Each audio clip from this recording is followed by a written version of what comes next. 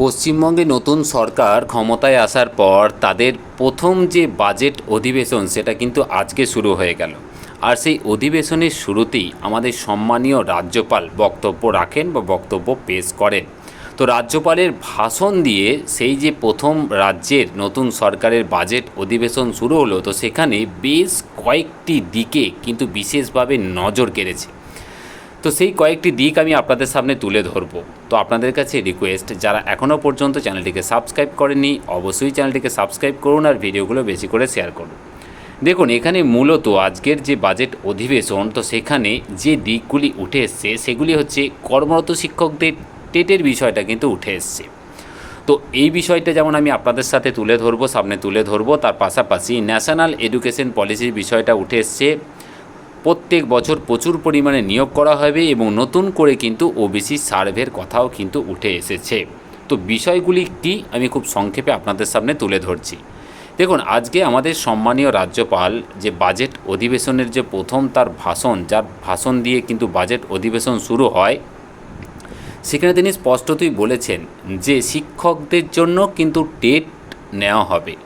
তার মানে বিষয়টা হচ্ছে যে সম্মানীয় সুপ্রিম কোর্টের তরফ থেকে যে ডেডলাইন বেঁধে দেওয়া হয়েছে 2028-এর 31শে আগস্ট, তো তার মধ্যে পশ্চিমবঙ্গ রাজ্য সরকার কিন্তু সম্পূর্ণভাবে শিক্ষকদের পাশে আছে এবং তারা কিন্তু চেষ্টা করছে যাতে প্রত্যেক শিক্ষককে ম্যাক্সিমাম বেশি সুযোগ দেওয়া যায়, যাতে তারা তাদের সার্ভিসটা কন্টিনিউ করতে পারেন।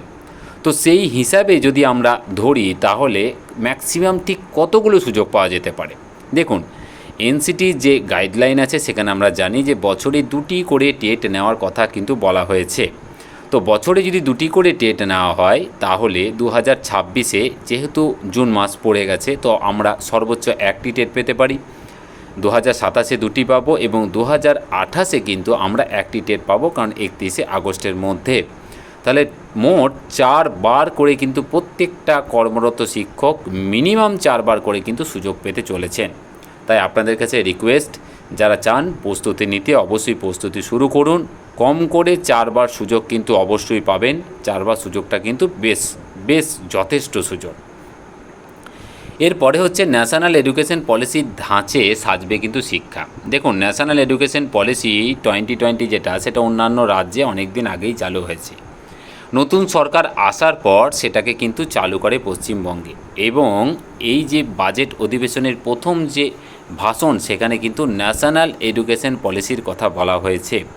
তো কাজেই এই জুন মাসের পর থেকে, বাজেটের পর থেকেই বা আগামী যে সেশন, সেই সেশন থেকেই কিন্তু ন্যাশনাল এডুকেশন পলিসি একদম পুরোপুরিভাবে পশ্চিমবঙ্গে কিন্তু লাগু হতে চলেছে।